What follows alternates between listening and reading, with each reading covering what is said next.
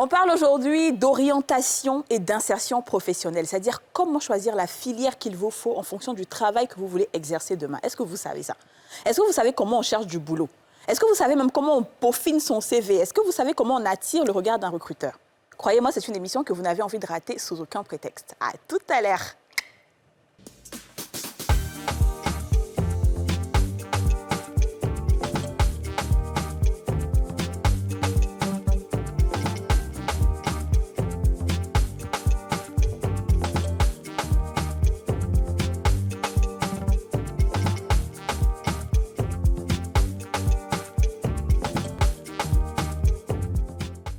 On a tous une bonne raison de suivre les femmes d'ici avec Double Millionnaire.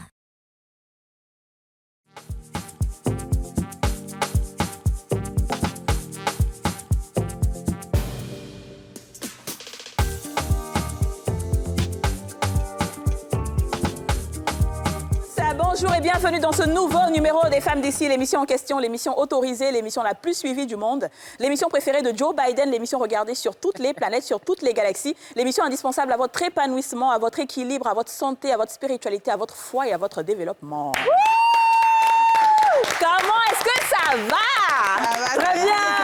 Comme avant. L'émission du premier ciel, du deuxième ciel, du troisième ciel, du quatrième ciel, du cinquième ciel, du sixième, du septième ciel. L'émission des 4 dimensions où nous sommes assises. On contrôle les satellites, l'air pour nous. Et nous sommes le vent. Regardez et vous allez comprendre.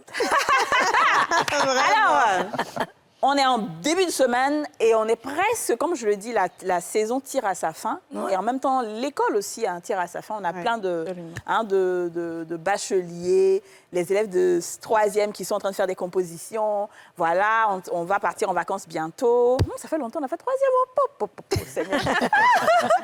Et donc, on a besoin d'éduquer un peu cette jeunesse-là, ces personnes qui sont en manque de repères, qui ont envie de savoir ce qu'ils veulent faire plus tard. Aujourd'hui, quand tu poses la question à des Ivoiriens, tu veux faire quoi? Je ne sais pas. Donc, on a aujourd'hui des invités de qualité, des invités de marque, de la crème des crèmes, qui va nous édifier sur tout ça. Je vais présenter nos invités. Nous avons Tata Aïssata Sidibé. Tata Aïssata Sidibé, la sublime. Ça va? Ça fait longtemps. Oui, ça fait longtemps. En tout cas, toi, tu es rayonnant. Elle, et moi, ce qui m'a toujours impressionnée chez Tata Sidibé, c'est sa manicure, pédicure.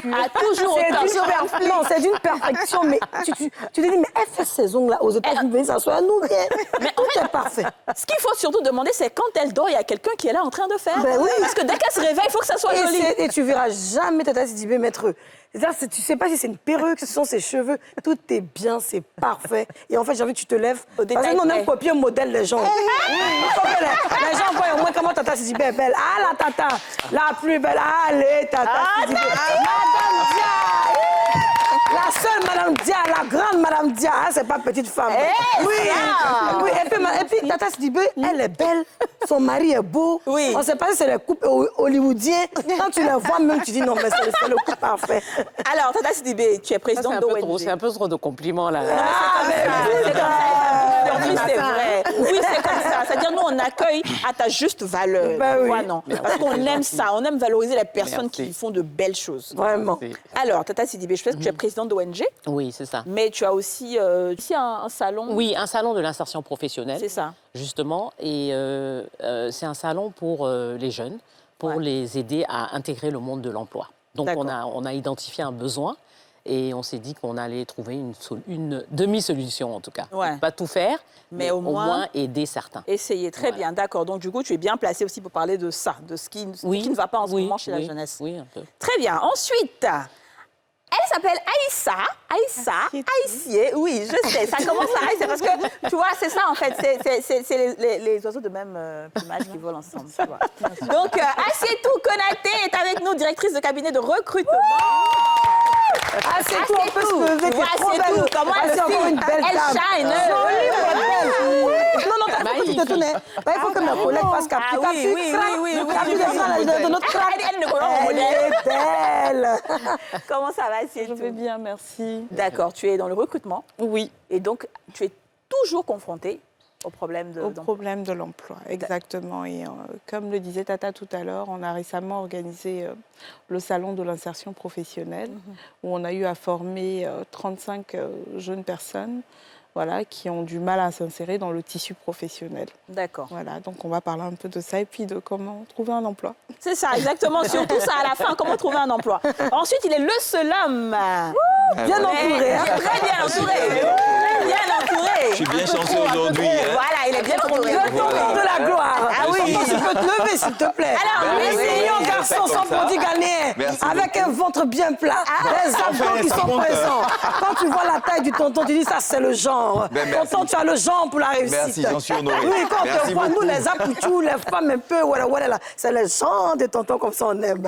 Un peu calme. Tonton, pardon, viens, on t'éclater un peu. Non. Tu as gâté tout.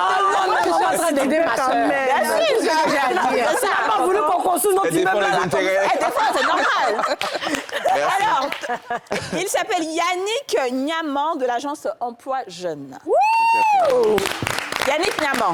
Oui. Quand on entend emploi jeune, on sait tout de suite. Hein, emploi jeune fait tellement de choses pour la jeunesse. Et donc, toi, aujourd'hui, tu vas nous aider à parler de ça, à parler d'emploi, d'orientation, d'insertion professionnelle, c'est ça? Tout à fait. Alors, on va parler d'orientation pour aider justement tous les jeunes qui sont à l'écoute, les aider à faire les choix, les bons choix, qui les aideront donc à s'insérer de façon durable et de la meilleure des façons, j'ai envie de dire, pour leur carrière professionnelle. Super, très très bien. Alors, les filles, moi, ce que j'ai envie de vous demander, c'est est-ce que, plus jeune, vous saviez déjà ce que vous avez envie de faire et vous avez suivi la formation qui allait avec? Alors moi, dans mon cas, non, parce que plus jeune, je voulais être avocate d'enfants. Hey. Ouais, c'était mon rêve, devenir une grande avocate, défendre Ah, mais tu allais déjà full, hein. le droit des enfants et oui, d'avoir la bouche là comme ça devant, dire non, le cas là, là. Puis bon, bah après, au fur et à mesure, c'est vrai que en termes d'études, il y a des matières que tu rates, t'es pas très bonne. Ouais. Tu peux être bonne en langue, plus en maths ou en français, puis etc. Puis au fur et à mesure, tu évolues, tu sais vraiment plus quoi faire. Mais en fait, tu veux faire ce que tes parents veulent. En fait, moi, j'ai voulu faire du droit aussi à cause de mon père qui voulait que je fasse ça, ma mère aussi. Et puis après, ben non, on a fait plutôt autre chose, quoi. D'accord. Mais bon, on regrette pas, on a quand même la bouche, on peut quand Ah même bah faire du oui, droit, hein. bien sûr. Ah ouais, bien sûr. Mais c'est vrai qu'avant, on n'avait pas encore de personnes pour nous orienter. C'est ça. Et donc, on faisait du suivi, en fait, il fallait faire plaisir aux parents. Ouais. Et c'était pas discutable, c'était comme ça ou rien. Non, je suis d'accord. Et toi, Alice? Moi, quand j'étais très jeune, autour de 7 ans, j'ai reçu une mallette de médecin, donc j'ai décidé que je voulais faire médecine. Mais je me suis rapidement rendu compte que j'avais une peur atroce du sang, donc c'était pas du tout une option. Mon père, après, il voulait mordicus que je fasse du droit. Je me suis dit, bon, OK, peut-être que je vais faire du droit, mais quand j'ai eu mon BEPC, que je me suis orientée en série littéraire, je me suis dit, non, ça, c'est pas pour moi. Moi, je vais faire du journalisme, je sais que je serai plus épanouie là-bas.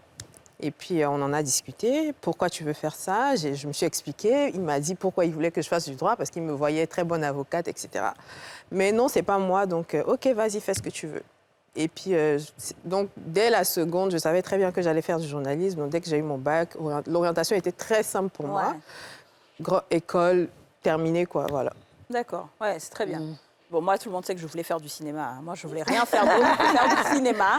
Mon père voulait que je sois médecin, mais j'étais nulle en maths, donc cinéma. Mais je me suis dit, puisqu'il n'y a pas d'école, il n'y avait pas d'école de cinéma en ce moment, je me suis dit, bon, je vais faire le journalisme. Comme ça, au moins, je reste dans une filière littéraire. Et après, quand le cinéma décolle, bah, ça va. Et finalement, j'ai fait cinéma et voilà, aujourd'hui, journaliste. Ouais. Donc, ça, c'est nous. Mais il y a d'autres personnes aussi qui ne savent pas forcément comment s'orienter. Alors, on a posé la question aux Ivoiriens, le domaine dans lequel vous exercez est-il en rapport avec votre formation de base? On écoute des réponses.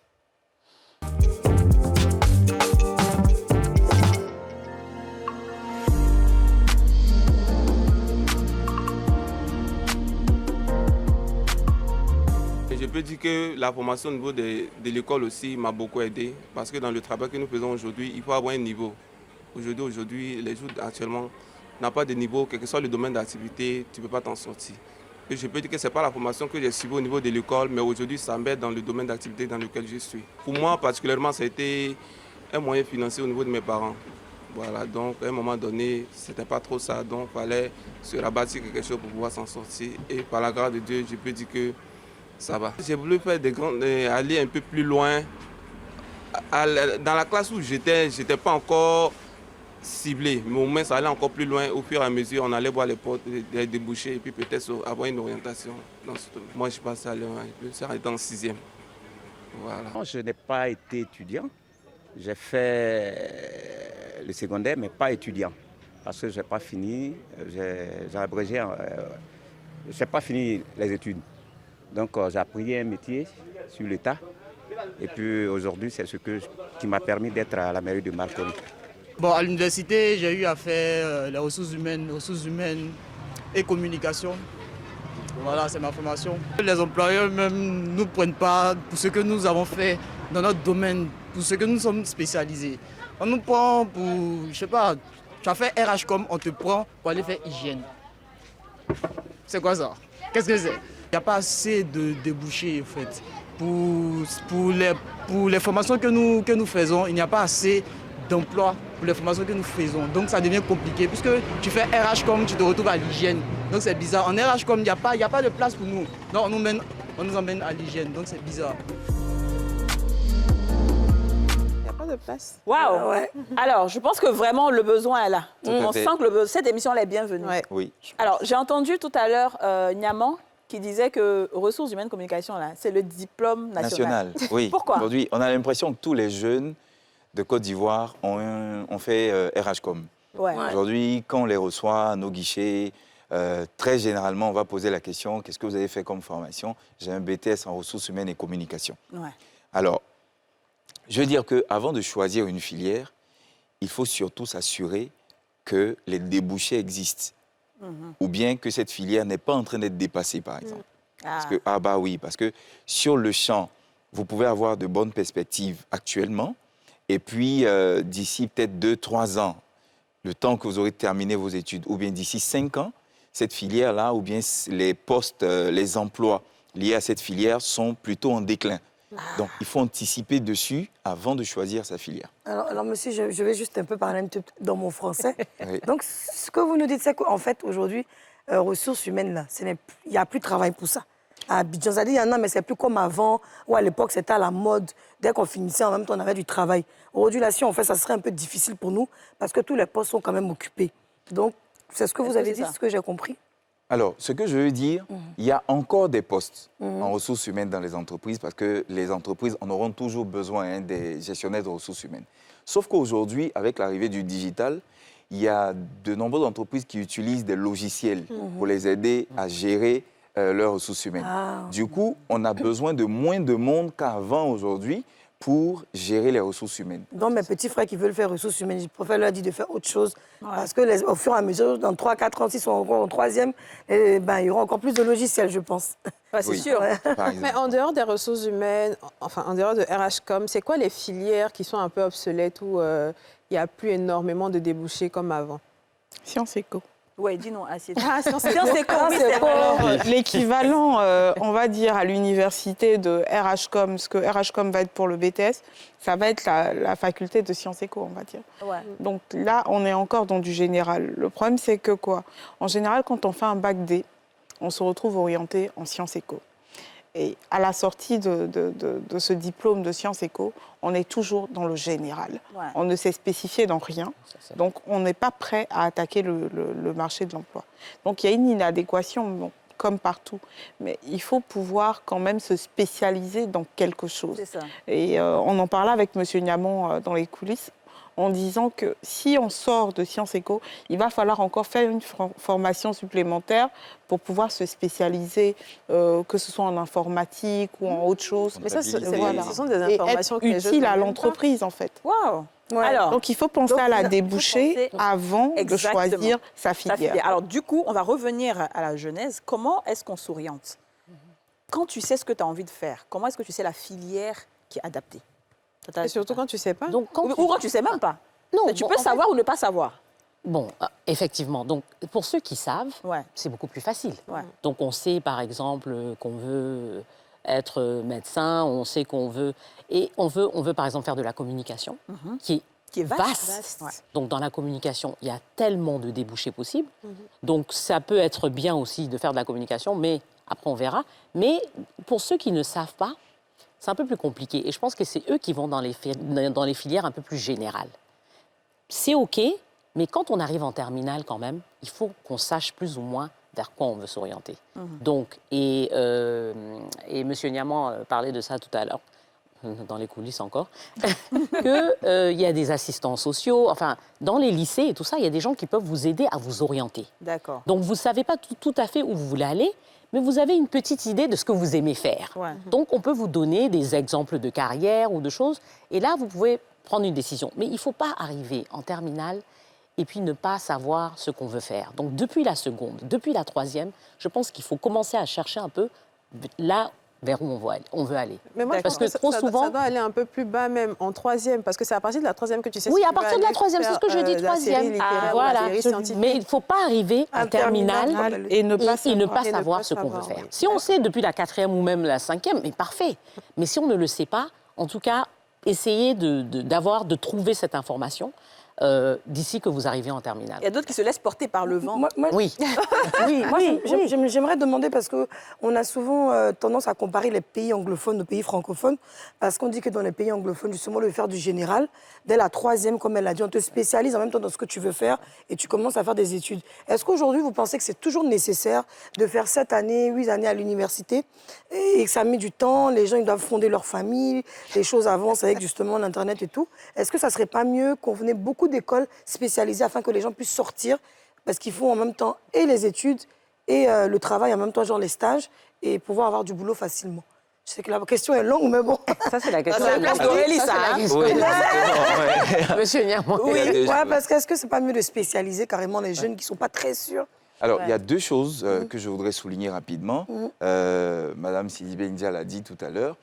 Déjà, à partir de la classe de troisième, dans les écoles, dans les établissements publics, il y a des conseillers d'orientation. Aujourd'hui, on les appelle inspecteurs d'orientation, qui viennent donc, qui venaient par le passé une fois par an pour aider et orienter donc les jeunes sur les questions de filière et autres, sur lesquelles ils devraient s'orienter pour la seconde, ceux qui veulent aller faire l'enseignement technique, professionnel et tout cela. On donnait la possibilité donc aux jeunes de le faire. Aujourd'hui, le gros avantage, et là, quand c'est bien fait, il faut le dire, c'est que l'État ivoirien a affecté dans chacune des écoles publiques, collèges et lycées, un inspecteur qui est là de façon permanente. Les inspecteurs d'orientation, ils sont affectés de façon permanente. Avant, c'était 1 ou 2 fois par an maximum, mais maintenant, c'est de façon permanente pour aider justement les jeunes à mûrir plus facilement leur choix d'orientation. Alors, la seconde chose que je voudrais souligner concerne donc le second point de la question. C'était quoi déjà? Spécialiser. Est-ce qu'il faut spécialiser les enfants directement ou les laisser aller jusqu'à la terminale, aller passer 7 années, 8 années à l'université, sortir, avoir un métier en fait? Le tout dépend de ce que le jeune ou l'enfant voudra. Et le conseil que je peux donner à ce niveau, c'est de trouver le juste équilibre entre ce que tu veux faire, les emplois disponibles, et puis ceux qui recrutent ont besoin, on va dire comme ça. Parce que si tu fais une formation pour laquelle après il n'y a pas de besoin... Ou alors souvent, je pense que peut-être en troisième, tu peux vouloir faire une chose, mais après tu te rends compte que tu n'en as plus envie. Oui. Ça aussi, ça arrive, c'est déjà spécialisé quelque part, alors qu'après tu as envie de changer. En fait, comment tu fais? D'où l'utilité des stages, là, des stages à partir de la troisième et tout ça dans certaines écoles. D'accord, très bien. On va marquer une pause publicitaire et on va revenir tout juste après pour continuer.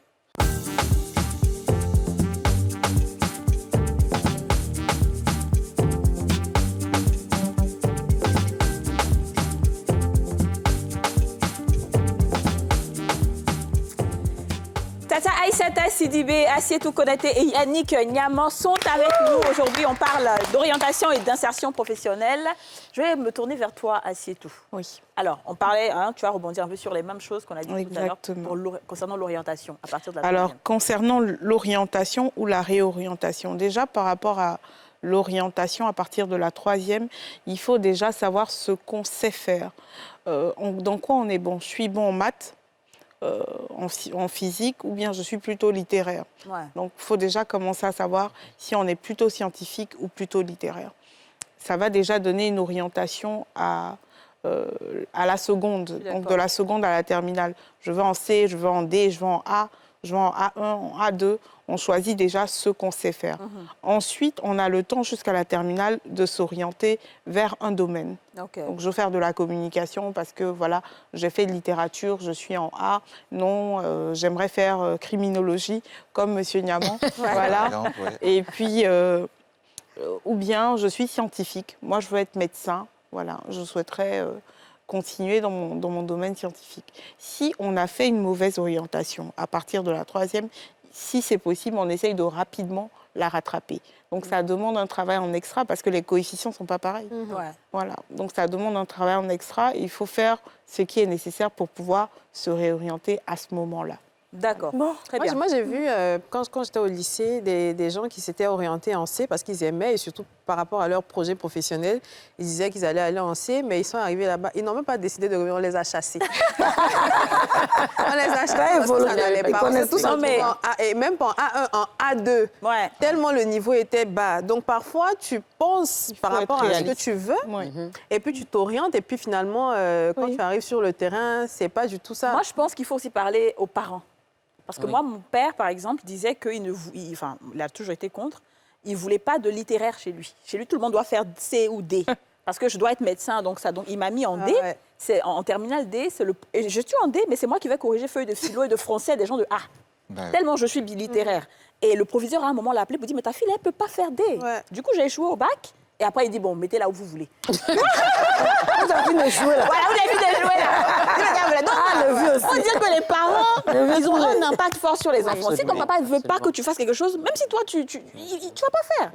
Et tu vas te casser la tête, en fait. Entièrement d'accord. Ouais. Parfaitement d'accord, parce que, justement, pour réussir une orientation scolaire et professionnelle, il faut impliquer suffisamment et l'enfant et le parent. Tout à fait. Mais j'ai envie d'ajouter une 3e corde, et les spécialistes en la matière. Donc, les spécialistes, ceux dont c'est le travail de faire l'orientation. Ça peut être des conseillers en orientation, des inspecteurs d'orientation.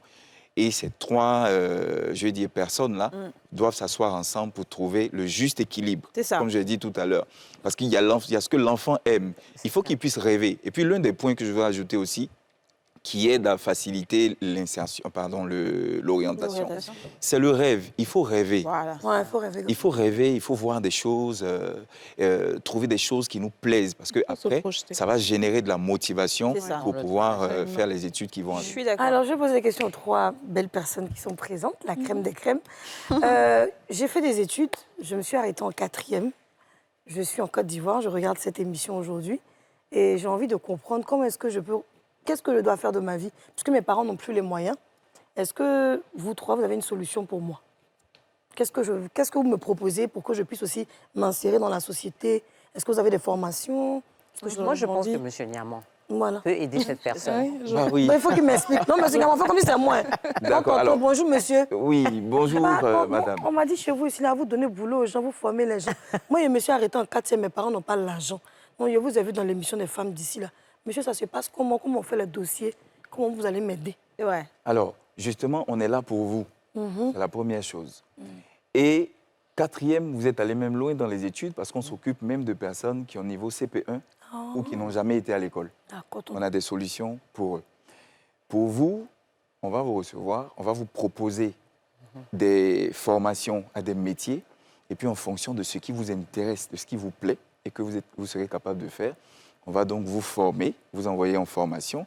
Et la bonne nouvelle, c'est l'État de Côte d'Ivoire, à travers le ministère de la Promotion de la Jeunesse, de l'Insertion professionnelle et du service civique, qui va prendre en charge les frais de formation. Donc, vous n'aurez rien à payer pour suivre cette formation.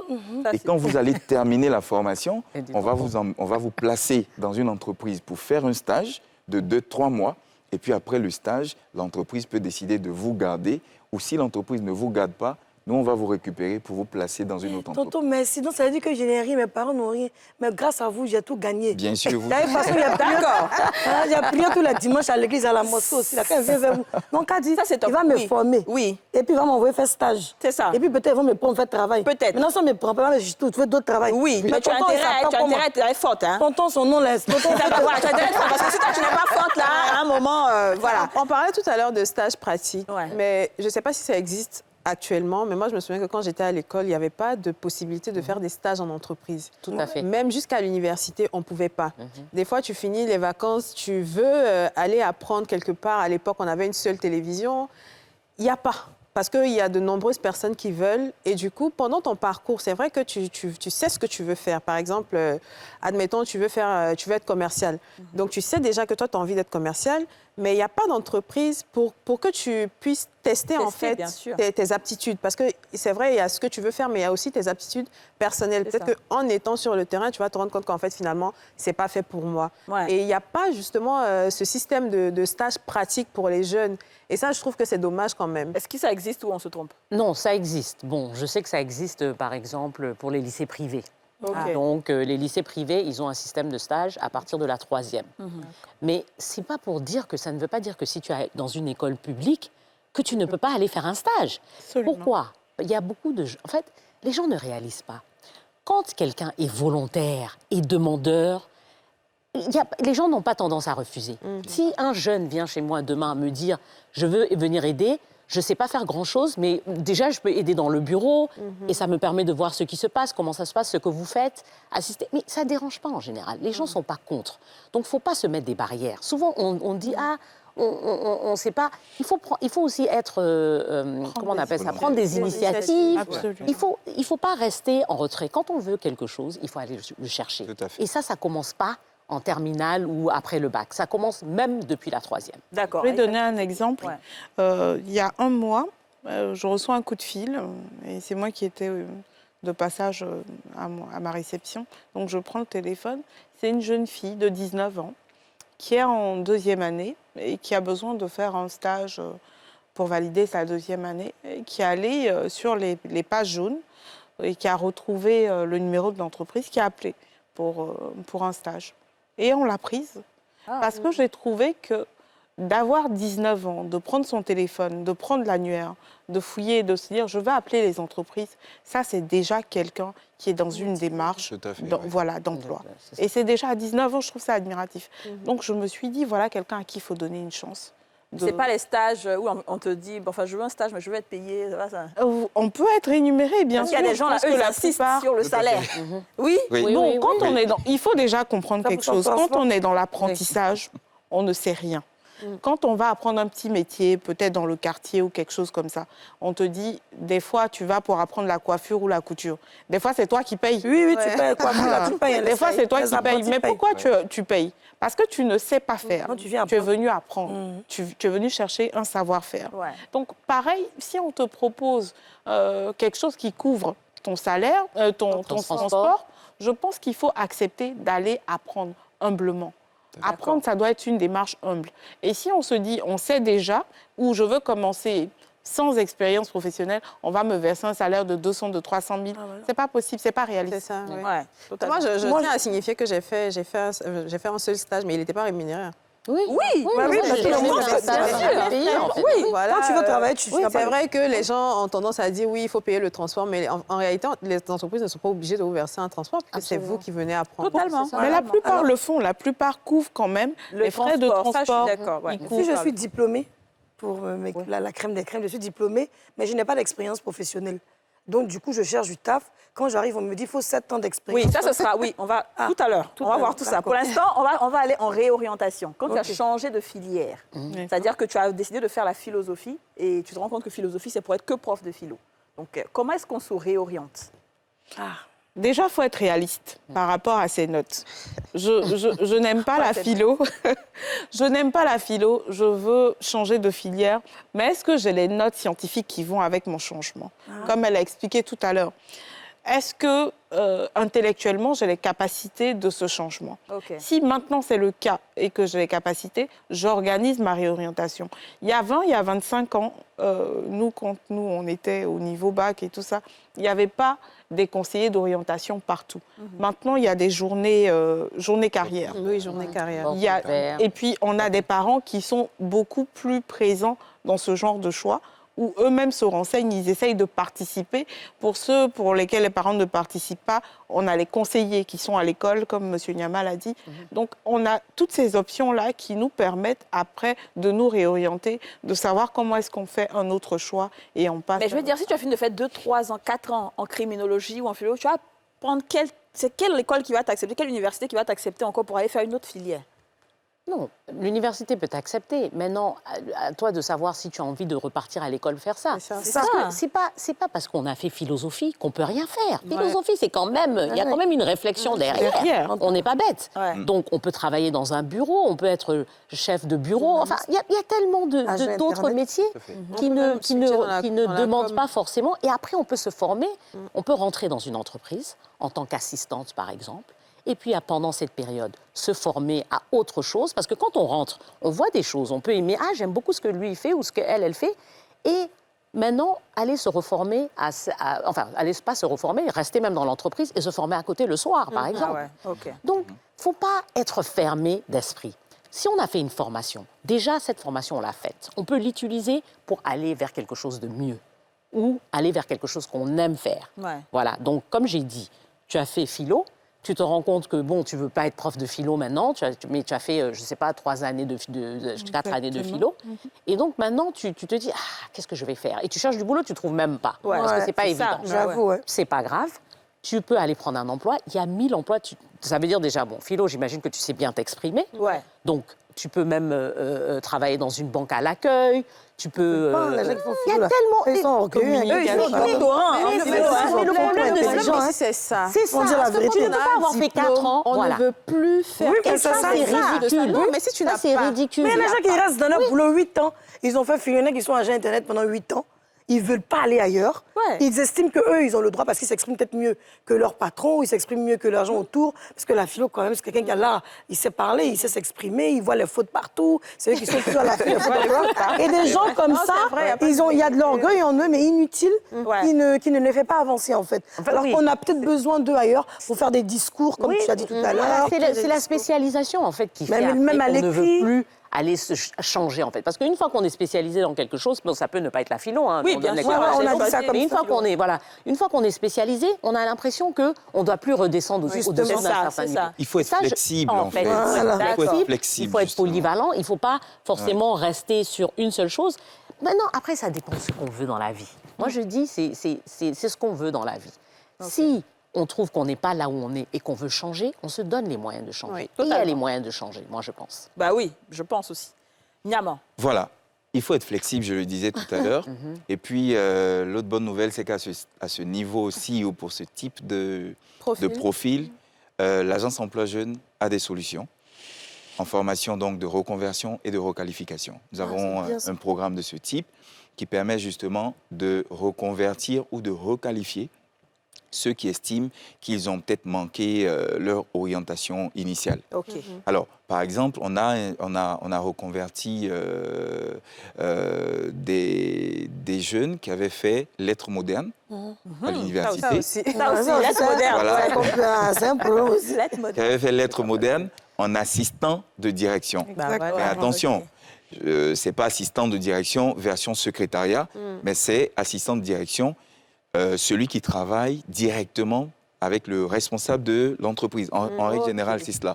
Vous avez un poste de ce type où il faut regarder les courriers, il faut écrire les discours, il faut ainsi de suite. Donc voilà, on a des possibilités comme ça pour la reconversion. Il faut dire qu'on reconvertit dans minimum une 60aine de filières différentes. Et ce sont des métiers pratiques. Ce n'est vraiment pas des formations pour vous former, mais ce sont des formations où vous apprenez un métier et quand vous terminez ces formations, vous savez faire, vous êtes apte à un emploi. Vous passez bien sûr par la case stage, mais vous êtes apte à un emploi. Un emploi. Mais quels sont les quoi est-ce que les entreprises recherchent aujourd'hui? C'est ce que je veux demander. C'est ça.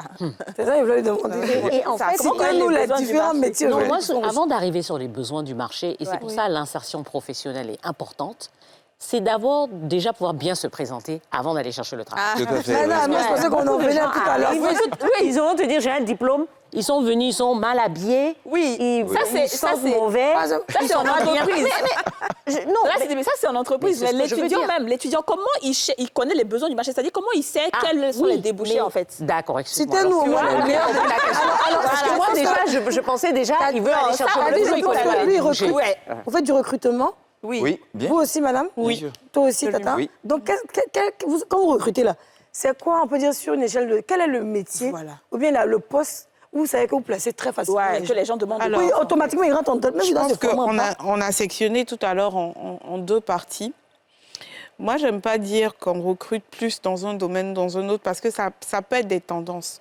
On parlait tout à l'heure d'une période où la Côte d'Ivoire était...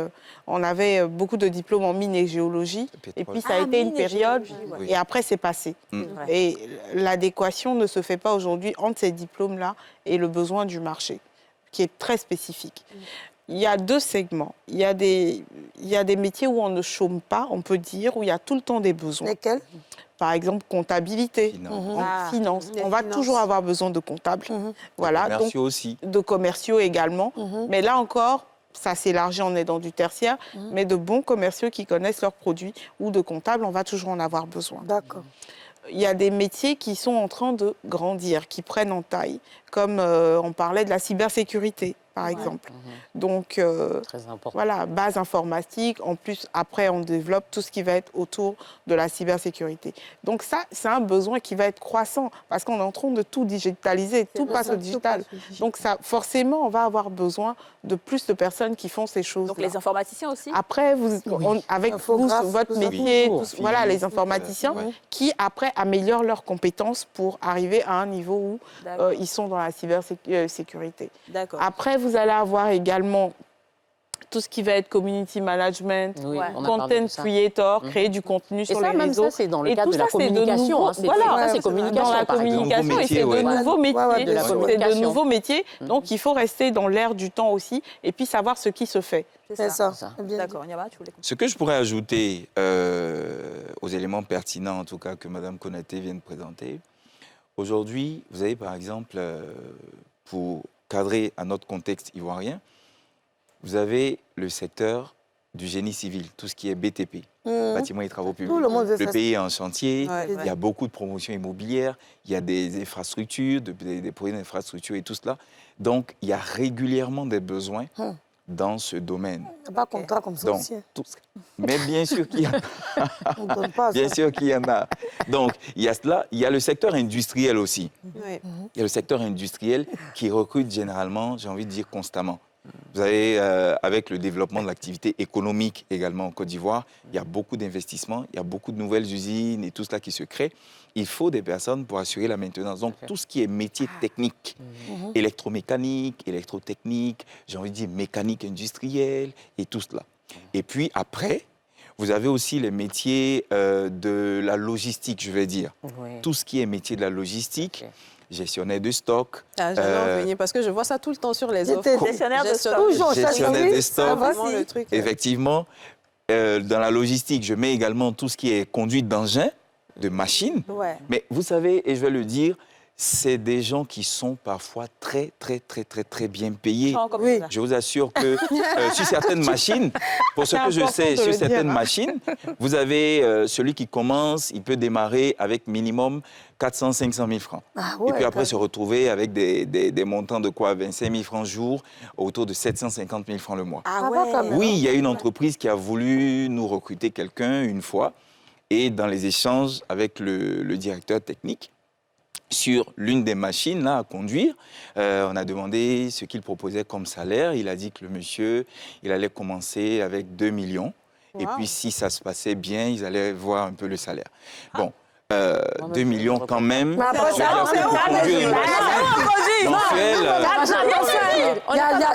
excusez-moi, comme moi, je suis toujours hors sujet. Il y a Coco dedans, il y a peut-être ça pour conduire. Il y a plein de bras. Les machines sont de plus en plus modernes. Les machines sont modernes, c'est automatisé. Tout est automatisé. Voilà, tu appuies le bouton et puis ça roule. Les cabines sont climatisées. métiers qui sont fortement améliorés. Je dis que le tonton, non, tu parles, j'aime ton Dis jamais aller conduire la machine. Alors, on va marquer une pause, la deuxième pause publicitaire, et on se retrouve tout juste après.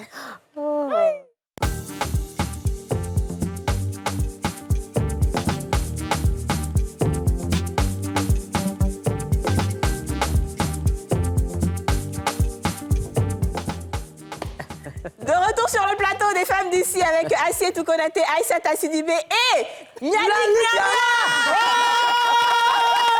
Le tonton qui tout à l'heure, il donne 2 millions.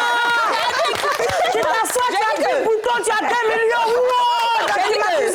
Tu peux te tchai et puis tu as assis, tu as plus de boutons, c'est moi. Yannick Niamia est en train de faire fuir toute mon équipe. Parce que tout le monde veut aller conduire la machine. Il n'y a plus personne qui se parle. Ouais, non, mais c'est trop bien à savoir comme information. Parce que les gens, ils peuvent se dire, tu sais, il y a des gens qui peuvent passer voir des gens qui conduisent des machines pour se dire, oh lui, là, c'est un conducteur de machine. Mais hey, ce qu'il gagne, là, ça paye ton loyer et toute la scolarité de tes enfants. Mais attends, comment on fait pour faire ça? Par exemple, dites, il y a d'autres qui sont intéressés. Il y a des centres de formation. Chez vous, là-bas? Il existe. On forme également. L'agence en forme. L'agence on forme des conducteurs de machines et on recrute régulièrement pour des entreprises des conducteurs de machines. Ça veut dire qu'en entrée et en sortie, je veux dire, le processus est assuré. Il y a un potentiel énorme, en fait. Il faut juste aller à la connaissance, il faut savoir. Alors maintenant, on rentre en entreprise. Comment on trouve du boulot? Tout le monde se plaint. On dit qu'il n'y a pas de travail en Côte d'Ivoire. Le taux de chômage est élevé. C'est pour ça qu'ils sont sur Facebook en train d'insulter les gens.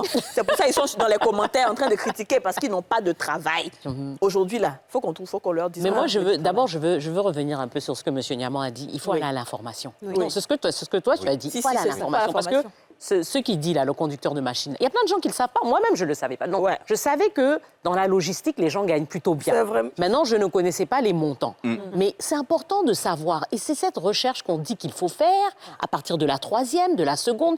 C'est pas seulement aller savoir s'il y a des emplois, c'est savoir aussi comment c'est rémunéré et si ça vous intéresse de le faire. Donc, je pense qu'il faut aller chercher l'information. Il ne faut pas s'asseoir et attendre que l'information vienne vers nous. Donc, on prend l'information où alors? On va la chercher. Déjà, l'agence emploi jeune. L'agence emploi jeune, par exemple. Au lieu d'aller, comme tu dis, critiquer sur Facebook. Je t'ai dit, prends Google pour te servir. Merci. C'est ça, il faut bien utiliser Google. Merci. Tout à fait. Voilà. D'accord.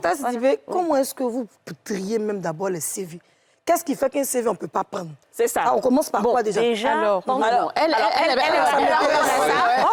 c'est la base. C'est ça. Comment est-ce qu'on trie? Alors, comme mon CV, tu as rejeté pour l'autre. Alors, quand on a un recrutement, on va dire, pour 10 postes et qu'on a 800 CV, on procède par mode éliminatoire. Justement, comment? Ça veut dire que si votre CV est médiocre, il est mal présenté, il n'est pas bien agencé, il ne va pas taper à l'œil du recruteur. Donc, on ne va pas regarder votre CV. C'est quoi, par exemple, faute d'orthographe? Il y a les fautes d'orthographe. Déjà, la photo, par exemple. Voilà, la photo. On ne prend pas de selfie pour mettre sur un CV. Ça ne se fait pas. On ne fait pas de selfie pour mettre sur un CV. On ne va pas. Photo de mariage, par exemple. Photo de mariage. On ne découpe pas. Oui, on ne découpe pas une photo pour la cadrer alors qu'on voit que le background. On prend une photo. Il suffit d'avoir un mur blanc, d'avoir un téléphone, d'avoir suffisamment de lumière. On prend une photo correcte. À partir du téléphone, on peut transférer maintenant. Vous avez pas mal d'applications sur lesquelles on peut composer les CV. Vous n'avez qu'à taper CV sur Google. Il y a pas mal de sites et d'applications pour créer son CV en ligne. Donc, on met d'abord l'expérience professionnelle. L'expérience professionnelle en premier, ensuite le cursus scolaire. Et puis, à partir de... Ça dépend du niveau qu'on a. Si quelqu'un allait jusqu'à faire un bac plus 7, il ne va pas mettre son BPC. Mais bon, peut-être que si on a un niveau bac ou on a un niveau bac plus 2, on va vouloir mettre son BPC, ensuite mettre son bac, et puis ensuite mettre son BTS, et en etc. Hobby, comment il y a hobby? La passion, hobby. Voilà, là encore, soyez prudents. Loisirs, lecture, à chaque fois, lecture et voyage. Natation, lecture et voyage. Soyez réaliste. Voilà, si vous dites que votre passion, c'est la natation, il ne faudrait pas qu'on vous mette devant une piscine que vous ne puissiez pas nager. Voilà, si vous dites que vous êtes lecteur, si on vous demande le dernier livre que vous avez lu, si la personne a lu le livre aussi, faut trouver. Voilà, faut pouvoir discuter du bouquin. Donc, mettez des choses qui sont réalistes. Il y a d'autres hobbies qui ne sont pas que la lecture, la natation. Dites-nous un peu Quand on dit la cuisine, si elle dit j'aime préparer. Voilà, Tiens, on fais voilà, préparer. voilà. On dit Voilà, et oui, j'aime faire de la décoration. Ça peut être de la décoration, quelque chose d'utile. Ouais. Et on peut marquer ces choses-là sur le CV. Repassage. Et surtout, et moi, je vais peut-être dire une chose aussi, assieds-tout, c'est les langues.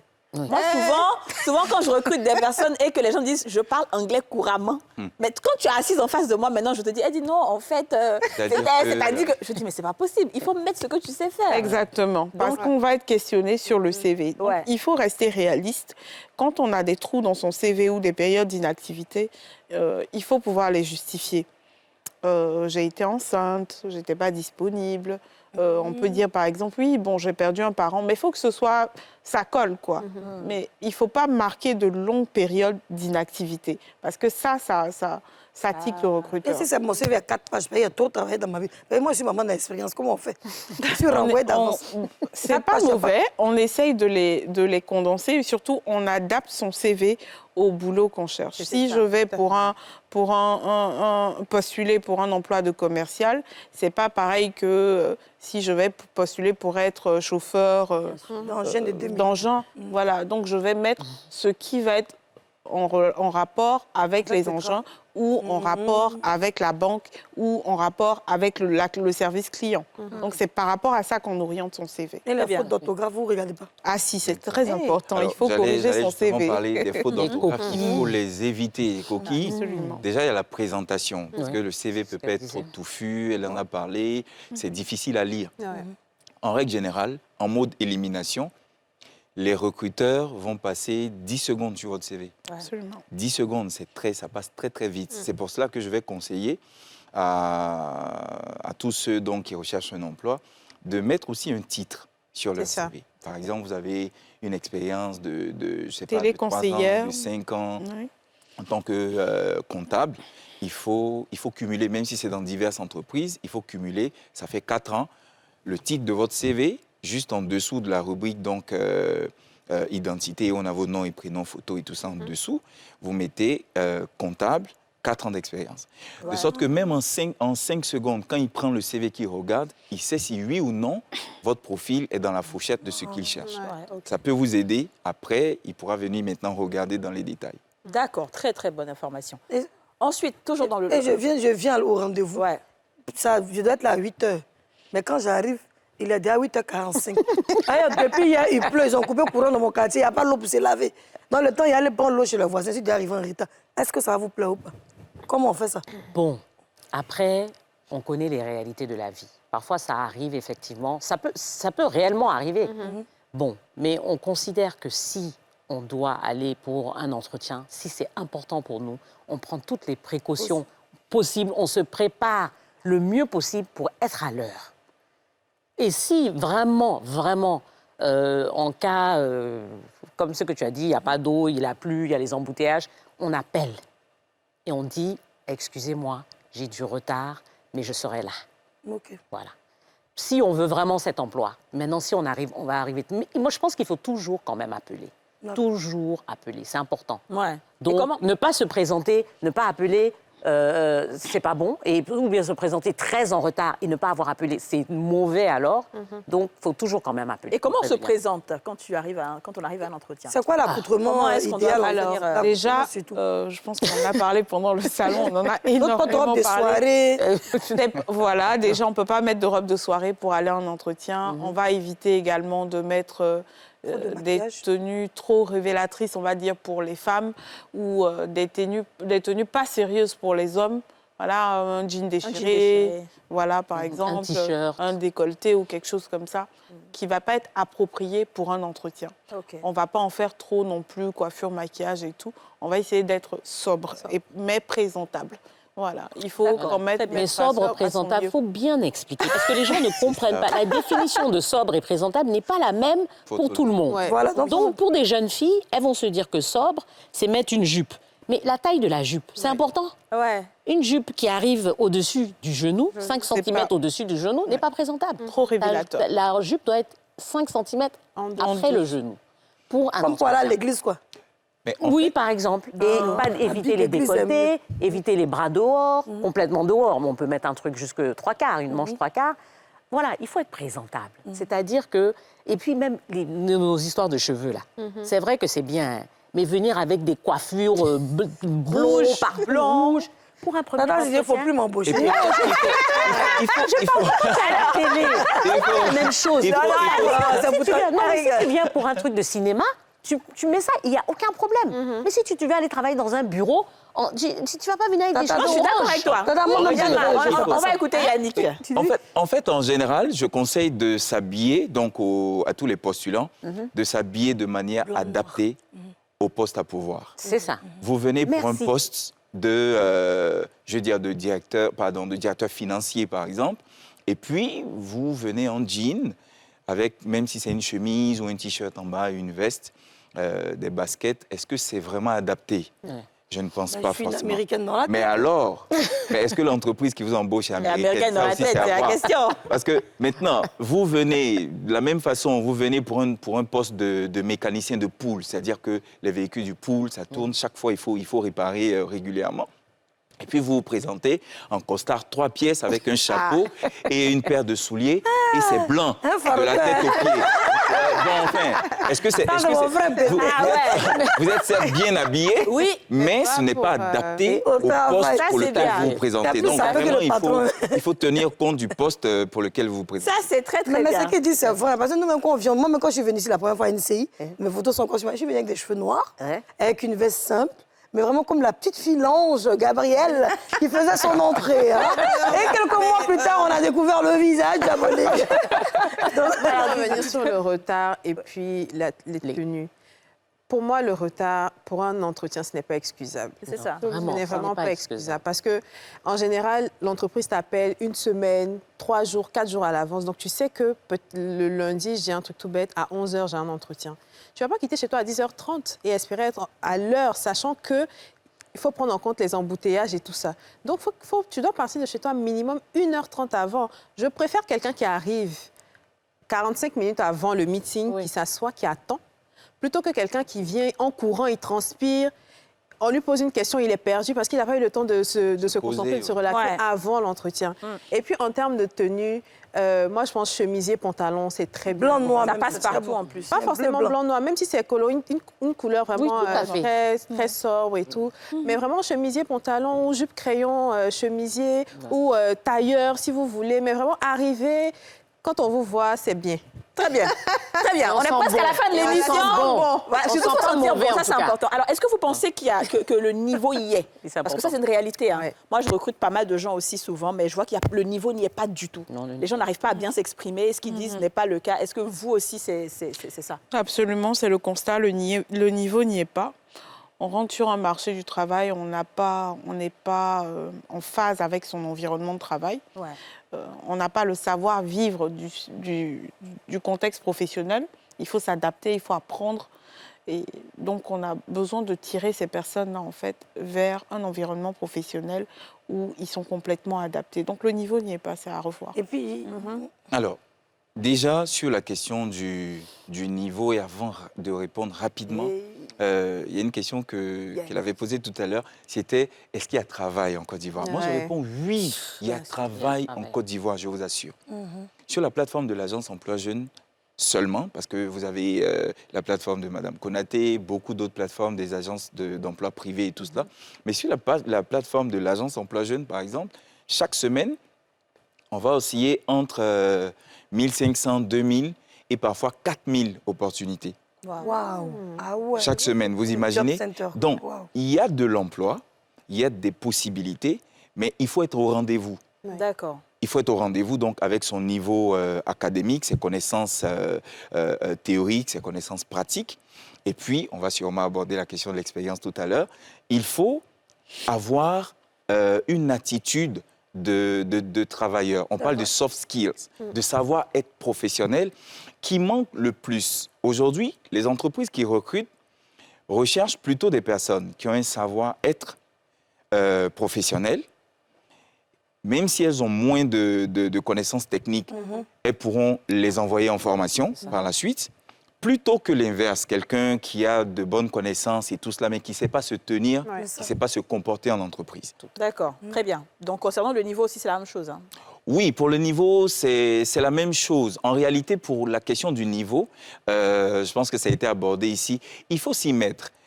Quand vous êtes à l'école, sur vos papiers, généralement, profession, on dit élève. Donc, vous devez étudier, il faut travailler, il ne faut pas tricher. C'est bien dit ça. Il y a deux choses que j'aimerais rajouter. Oui. Par exemple, toi, tu fais souvent des demandes d'emploi sur ta page. Des offres. Je fais des offres d'emploi. Des offres, pardon, sur ta page. Et vous voyez que quelqu'un fait une offre sur peut-être leur site.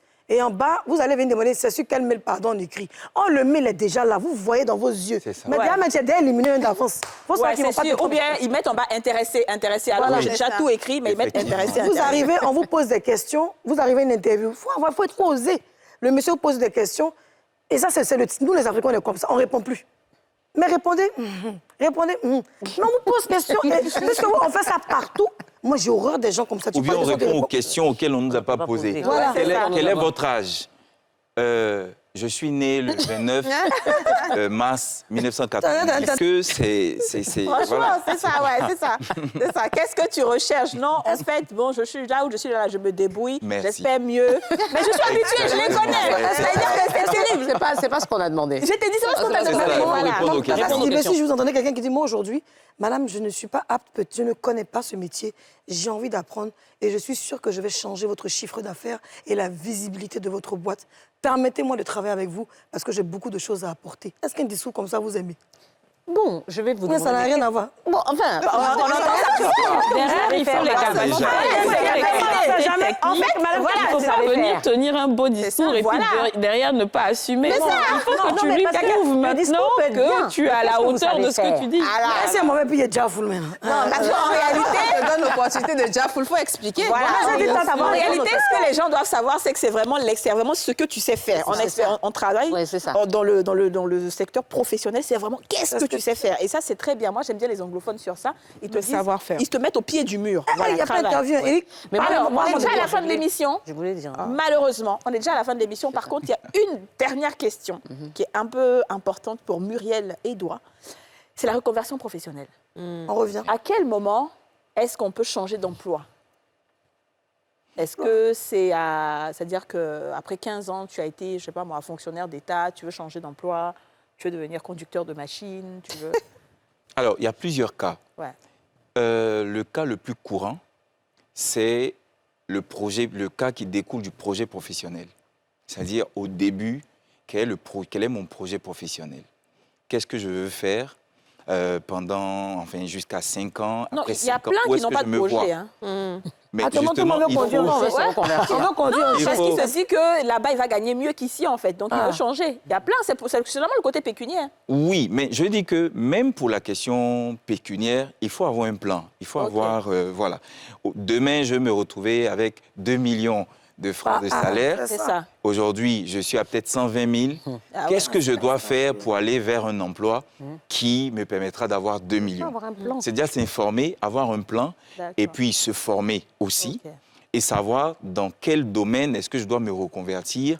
On l'a dit ici, est-ce que j'ai les capacités intellectuelles d'aller me former, de réussir et puis de progresser jusqu'à atteindre cet objectif-là? D'accord, très bien. J'ai une petite question. Des fois, il y a des CV où, tu vois, la personne a fait 1 an dans telle entreprise, 1 an là-bas, 1 an là-bas, 1 an là-bas. En fait, ou 7 mois, 8 mois. On les appelle les jumpsuits. Voilà, il n'y a pas de stabilité. On n'a pas vu cette personne travailler dans une entreprise pendant, par exemple, 2 ans ou 3 ans. Est-ce que ça, c'est des profils qui sont particuliers ou... Les entreprises, en général, se méfient de ces profils. C'est une très belle question, oui, parce qu'ils n'offrent pas beaucoup de stabilité. Une entreprise va vous recruter. C'est un investissement pour elle de vous recruter. Elle s'attend à compter sur vous pendant au moins 2-3 ans, sinon 5 ans. Et puis, au bout d'1 an, vous êtes parti. Ouais. Alors qu'on vous a payé une formation, peut-être en Europe ou quelque part, vous êtes allé faire une formation de 3 mois. Quand vous revenez et vous travaillez 6 mois ou 9 mois, ils peuvent vous demander à partir. Donc, généralement, c'est plutôt préjudiciable. Donc, je voudrais conseiller aux gens de se stabiliser quand même au moins 2-3 ans avant de chercher dans les débuts. Dans les débuts, quand on commence sa carrière, il faut regarder qu'on va rester entre 3 et 5 ans. Ouais. Le minimum 5 ans. Moi, je dirais dans un commencer sans après chercher, voilà. D'accord. On ne peut pas... ça porte préjudice. Un CV qu'on emmène et la personne a 6 mois d'expérience, ensuite 6 mois dans une autre entreprise, 1 an par ici, 2 ans. La première question que je pose, c'est qu'est-ce qui s'est passé? C'est ça. Qu'est-ce qui s'est passé? On ne peut pas me dire je suis directeur financier, je suis responsable financier d'une entreprise et tous les 6 mois, j'ai changé de boîte sur les 5 dernières années. Elle est tombée malade. Voilà, une fois ça peut arriver, une fois ça peut arriver, 2 fois, mais quand c'est récurrent, ça démontre d'un problème. D'accord, très bien. Maintenant, moi, je suis en train de vous Écoutez, regarder. on n'a plus beaucoup de temps. Oui? Comment on fait pour vous joindre? L'émission est terminée. Merci aux femmes d'ici. L'émission est terminée. Je sais que les téléspectateurs et téléspectatrices, justement, ont vu les profils qui sont là. Nous avons Assietou Konaté, qui est directrice de cabinet de recrutement. Yannick Niaman, agence Emploi Jeune, donc le site est... Faut taper Emploi Jeune. Et Aïssata Sidibé, présidente d'ONG. Je vous remercie. On va vous applaudir parce qu'on a eu des informations fortes et pertinentes et je pense qu'on ne peut pas vraiment tout aborder en 1 heure de temps. Peut-être qu'on refera, je ne sais pas, peut-être la saison prochaine, d'autres émissions avec des cas spécifiques, des cas de personnes qui veulent ci, qui veulent ça, et vous allez rebondir sur ça. D'accord? Merci beaucoup d'avoir été avec nous. Merci à vous de nous avoir suivis. Et n'oubliez pas, on choisit de devenir ce qu'on veut. Portez-vous bien et à demain. Vous venez de suivre Les Femmes d'ici avec Double Millionnaire.